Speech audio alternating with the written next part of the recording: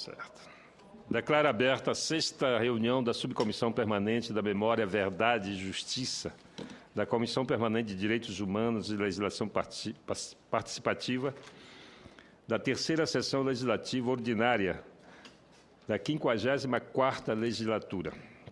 A presente reunião destina-se à realização de audiência pública nos termos do requerimento número 120 de 2013, CDH, aprovado no dia 4 de 11 de 2013, de minha iniciativa, para discutir a descoberta de ossadas que podem pertencer a desaparecidos políticos e integrantes da guerrilha do Araguaia. Para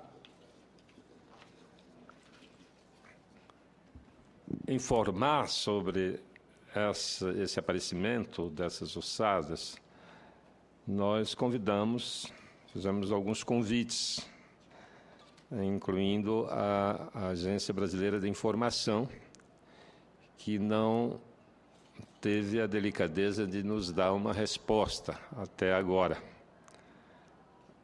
Não compareceu e eu vou pedir à Secretaria que façamos um pedido de informação, um requerimento de informação, para que eles expliquem a ausência aqui na subcomissão.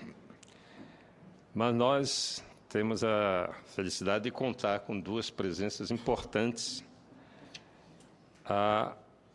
que foram convidados e estão aqui, mesmo com muito sacrifício. A gente sabe que esse é o momento em que as pessoas têm atividade intensa, estão fechando o ano, mas ainda assim nós temos aqui a presença do Paulo Fonteles Filho, membro do Comitê Paraense pela Memória, Verdade e Justiça, que vem de uma família com uma história de luta, de resistência e também de grandes sacrifícios pelo país, pelo Brasil.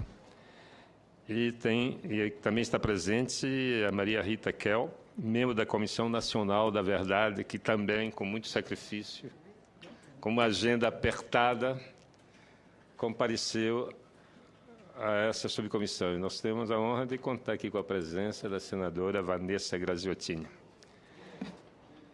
do lado médio Amazonas, entre nós e o Acre. Mas vamos, então, cumprir com o objetivo dessa reunião. Eu gostaria de passar a palavra inicialmente para a doutora Maria Rita Kell.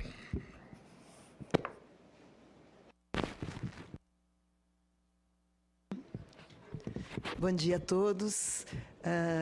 Muito obrigada, senador João Capiberibe, pelo convite. Eu só quero esclarecer que não foi um sacrifício tão grande assim, porque eu estava aqui em Brasília para a reunião da Comissão Nacional da Verdade. O único sacrifício que eu vou fazer é ter que sair mais cedo desta reunião, o que eu lamento muito, porque meu voo é 11h40, tem que sair daqui 10h30. É o único sacrifício. Estar aqui não é sacrifício. Eu vou ser breve, porque eu acho que nós temos que escutar mais o Paulo Fonteles Filho. Pela seguinte razão, na Comissão Nacional da Verdade, o meu campo de trabalho, eu escolhi trabalhar com as graves violações de direitos humanos entre camponeses e populações indígenas. Então, eu fui 2 vezes ao Araguaia, mas eu fui para entrevistar os camponeses e para conhecer os índios Suruí.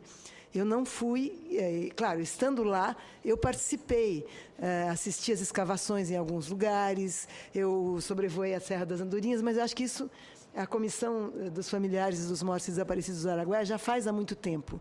Então, eu não posso dizer que eu tenha nada a acrescentar a esse respeito. Então, o que eu gostaria de dizer é chamar a atenção para o fato de que, nessa região em que houve, não se pode nem dizer que houve uma guerrilha, não é? Houve uma primeira organização de jovens conclamados pelo PCdoB para, eventualmente, se fosse possível, conseguir apoio para uma guerrilha. Não houve uma guerrilha, eles ficaram se organizando, tentando conseguir apoio da população, dos camponeses, o Paulo me confirme se eu estiver errada, e foram assassinados não estavam em guerra, não era um confronto.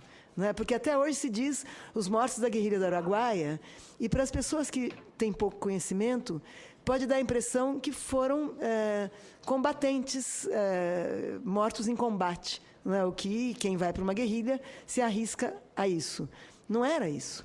Eles ainda estavam se organizando, e na terceira expedição em que o Exército finalmente conseguiu encontrá-los, e conseguiu encontrá-los por quê?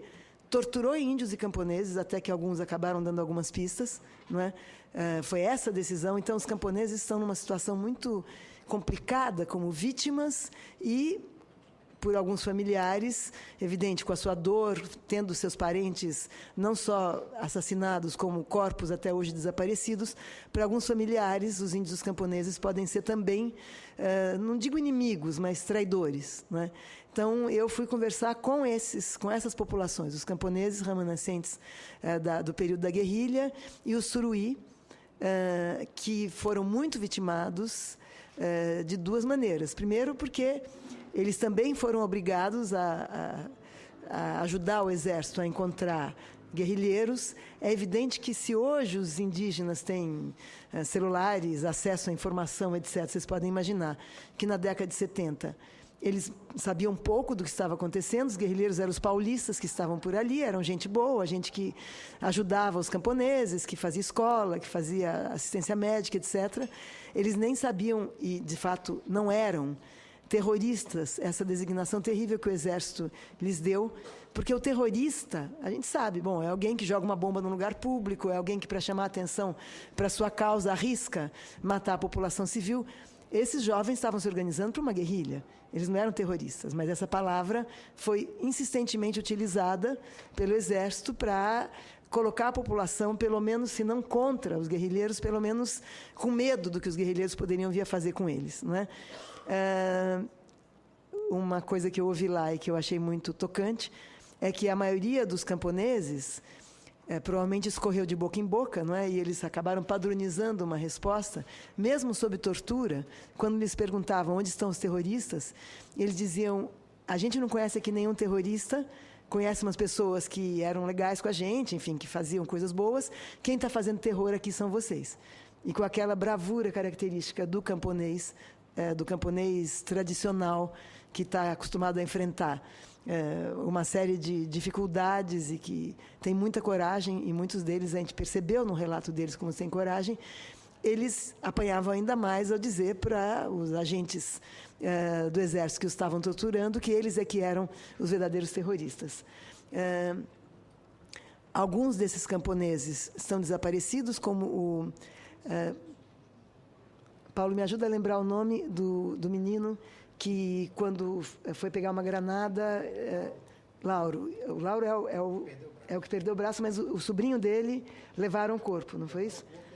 O menino que morreu num acidente, que não teria nem porquê, e o corpo dele, ele achou uma granada, pegou a granada explodiu, o seu Lauro, perdeu o braço, e o corpo desse menino, o Exército imediatamente levou, sabe-se lá para onde, e até hoje é um desaparecido também, embora não participasse da guerrilha, né? Foi uma criança, uma vítima absolutamente descomprometida com qualquer outra coisa. É importante também saber que os suruí, que não sabiam nada do que... Não entendiam, eles eram muito mais isolados do que eles são hoje, e eles foram obrigados a cortar e a carregar cabeças de guerrilheiros.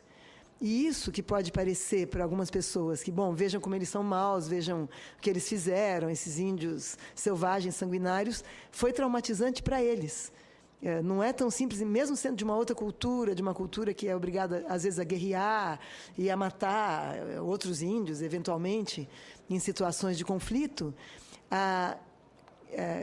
cortar uma cabeça humana e levar essa cabeça nas costas.